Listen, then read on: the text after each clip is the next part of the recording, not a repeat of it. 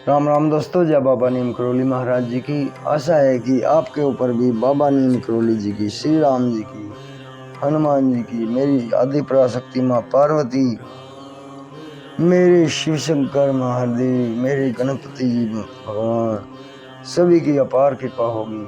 आपके घर परिवार में सभी कुशल मंगल होंगे, यही मेरी मंगल कामना है। दिवाली की मेरी तरफ से सभी भाइयों को, सभी माताओं बहनों को हार्दिक शुभकामनाएं। आपके घर परिवार में सदैव मंगल रहे। ये दिवाली आपके घर में खुशियों का अंबार लेकर आए, अमृत की वर्षा करे, धन की वर्षा करे, यही मेरी प्रार्थना है। जय श्री राम, जय हनुमान जी की। सभी देवी देवताओं से मेरी यही प्रार्थना है, मेरा जो भी भाई इस वीडियो को देखेगा आज उसके सारे संकट दूर करो मेरे महाप्रभु, मेरे बाबा नीम करोली महाराज जी की जय।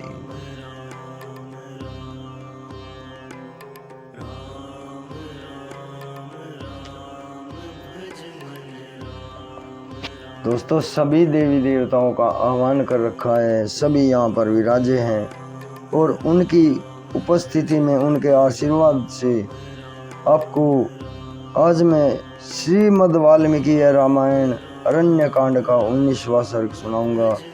इसे पूरा सुने और आगे भी शेयर करें। आपके ऊपर अपार कृपा बरसाएंगे सभी देव। मेरे बाबा नीम करोली जी आपके सारे संकट दूर कर देंगे, जो हनुमान जी के अवतार हैं, हनुमान जी के स्वरूप हैं। राम। शुरू करते हैं 19वां सर्ग। शूर्पणखा के मुख से उसकी दुर्दशा का वृतांत सुनकर क्रोध में भरे हुए खर का श्री राम आदि के वध के लिए 14 राक्षसों को भेजना।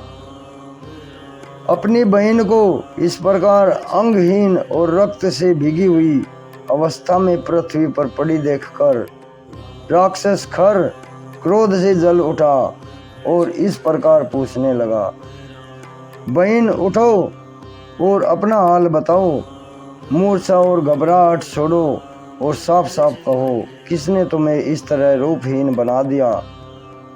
कौन अपने सामने आकर चुपचाप बैठे हुए निरपराध एवं विषैले काले सांप को अपनी अंगुलियों के अग्रभाग से खेल खेल में पीड़ा दे रहा है?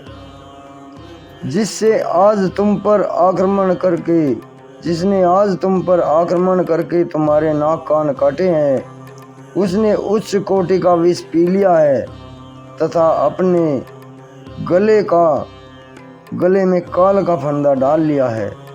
फिर भी मोहवश वह इस बात को समझ नहीं रहा है।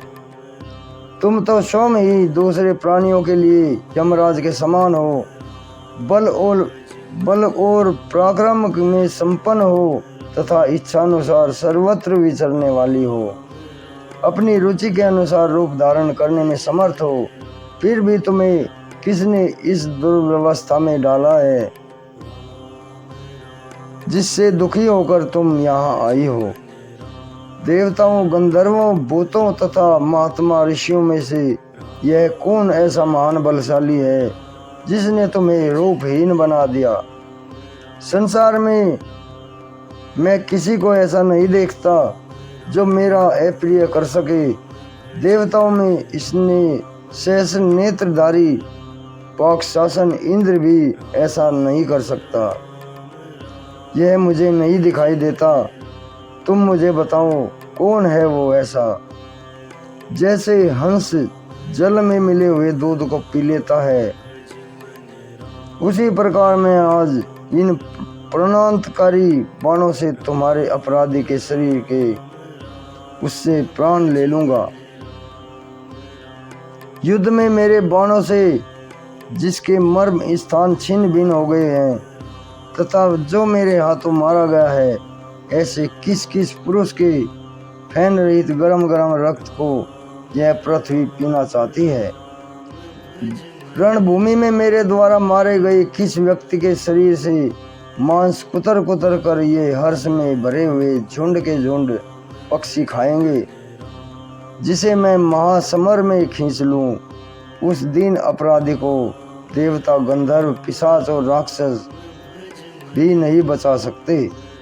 धीरे धीरे होश में आकर तुम मुझे उसका नाम बताओ जिस उद्दंड ने वन में तुम पर बलपूर्वक आक्रमण करके तुम्हें परास्त कर दिया है। भाई का विशेषतः क्रोध में भरे हुए खर का यह वचन सुनकर शूर्पणखा नेत्रों से आंसू बहाती हुई इस प्रकार बोली, भैया, वन में दो तरुण पुरुष आए हैं जो देखने में बड़े ही सुकुमार, रूपवान और महान बलवान है। उन दोनों के बड़े बड़े नेत्र ऐसे जान पड़ते हैं मानो खिले हुए कमल हों। वे दोनों ही वलकल वस्त्र और मर्गचर्म पहने हुए हैं। फल और मूल ही उनका भोजन है।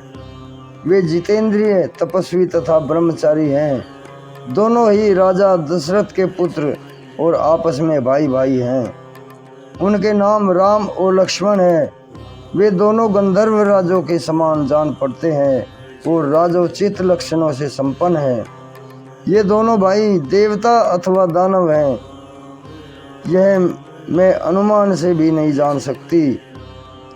उन दोनों के बीच में एक तरुण अवस्था वाली रूपवती स्त्री भी वहाँ देखी है, जिसके शरीर का मध्य भाग बड़ा ही सुंदर है। वह सब प्रकार के आभूषणों से विभूषित है। उस स्त्री के कारण उन दोनों ने मिलकर मेरी ऐसी एक अनाथ और कुलटा स्त्री की भांति ऐसी दुर्गति की है। मैं युद्ध में उस कुटिल आचार वाली स्त्री के और उन दोनों राजकुमारों को भी मारे जाने पर उनका फैन सहित रक्त पीना चाहती हूँ। रणभूमि में उस स्त्री का और उन पुरुषों का भी रक्त मैं पी सकूं, यह मेरी पहली और प्रमुख इच्छा है, जो तुम्हारे द्वारा पूर्ण की जानी चाहिए।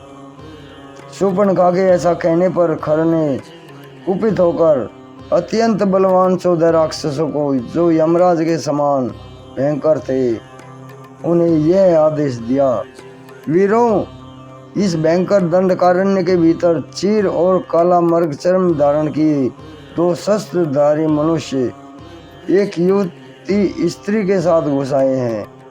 तुम लोग वहां जाकर पहले उन दोनों पुरुषों को मार डालो, फिर उस दुराचारणी स्त्री के भी प्राण ले लो। मेरी बहन उन तीनों के रक्त को पिएगी। मेरी बहन उन तीनों के रक्त को पिएगी। राक्षसों, मेरी इस बहन का यही प्रिय मनोरथ है। तुम वहां जाकर अपने प्रभाव से उन दोनों को मार डालो और बहन के इस मनोरथ को शीघ्र पूरा करो।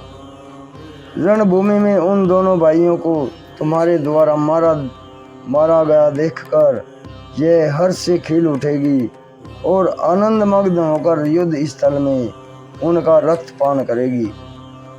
खर की ऐसी आज्ञा पाकर वे 14 राक्षस हवा के उड़ाए हुए बादलों के समान विवश होकर शूर्पणखा के साथ पंचवटी की ओर गए। इस प्रकार श्री वाल्मीकि निर्मित आर्ष रामायण आदि काव्य के अरण्य कांड में 19वां सर्ग पूर्ण हुआ। जय श्री राम। जय बाबा नंद करोली महाराज। हे मेरे प्रभु, सबके ऊपर कृपा करो मेरे बाबा। राम जय जय।